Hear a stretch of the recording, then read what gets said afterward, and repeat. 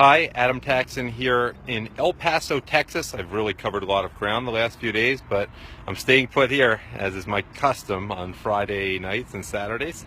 Uh, what can I tell you? Close to Mexico, just a couple miles, I think. I guess if that way is west, it would be that way. I think Mexico is directly south. It might be a different, might be directly west. I haven't been to Mexico in over 20 years, come to think of it. In fact, ironically, the last time was spring break. As you can see in the title, I'm connecting this very tenuously to spring break. I need a topic. I want to give you some homework because I don't try to be exhaustive, definitive, like I'm coming down from the heavens and enlightening you with my wisdom. I'm just a conduit, so you find some of the best material out there within the unlimited amount of material competing for your brain, and a lot of which is clickbait. But spring break is relevant, one, because, well, it's the middle of spring right now, and this is when it occurs for college students. Two, because a lot of people go to Mexico. Not really Ciudad Juarez, I would hope, but which is a few miles from here. Not really the fanciest place, though it's not as bad as it was a couple years ago when it was considered like the most dangerous place in Mexico, or perhaps the world. And three, because, I'm dressed up, because I'm a Jew who keeps the Sabbath. The Torah reading this week is related to the golden calf. If you've seen the movie from the 50s, The Ten Commandments, you see a totally bacchanalian scene, and you can figure out how that relates to spring break, even though that's not really the way the Torah of the Bible describes it, but that's how Hollywood did it with the license. It showed the licentiousness. It may or may not have happened that way. Ooh, I dropped something. Hold on. Let me give you a quick view of El Paso. That's the Chabad Center. Chabad is everywhere, but this is here in El Paso. Some beautiful hills behind me. I don't see any cacti around here. I may have said goodbye to them in Arizona or New Mexico somewhere.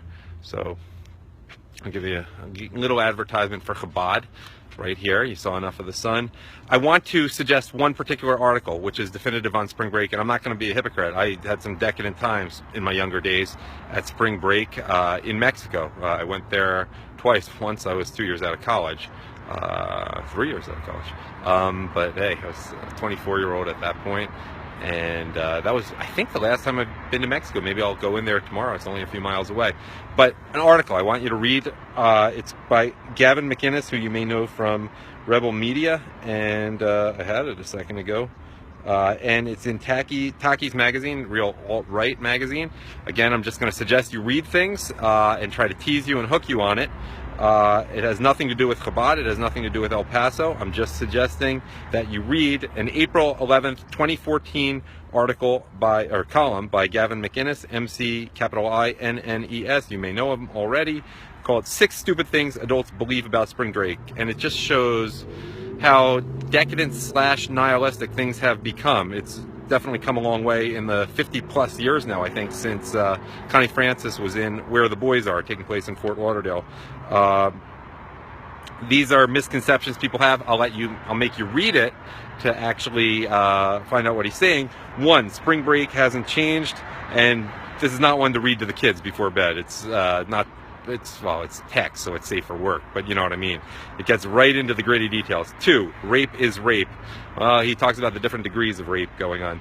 3, your sons are the ones doing the raping. He talks about, well, who's really doing it? Gets a little racial there, but you can read it and figure it out for yourself.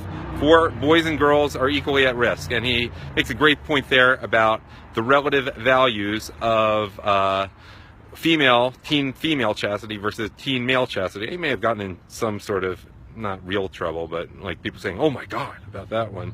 5, these girls will have their pictures on social media forever.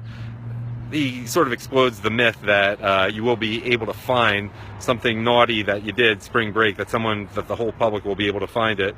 He sort of explodes that myth. 6, you can prevent it. And he says, no, parents, it's not, you can actually be protective there. But it's worth reading the whole thing. And there, that's an assignment for you. I'm not going to take credit for Gavin McInnes' work.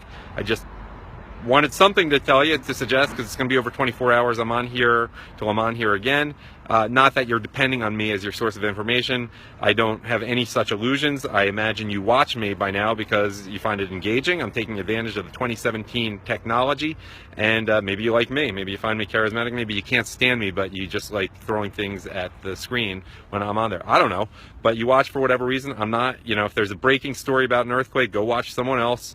I just tried to bring you a little enlightenment with the technologies out there, and also sort of tweak the whole, you know, Brian Williams version of the news, where it's one guy acting buttoned up and using the right facial expressions to show you, you know, as if it's 1973 still.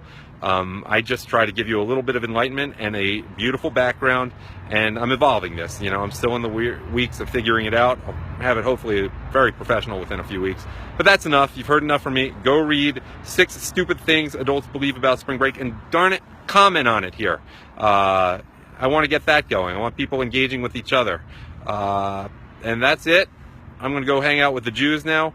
Shabbat Shalom, as we say.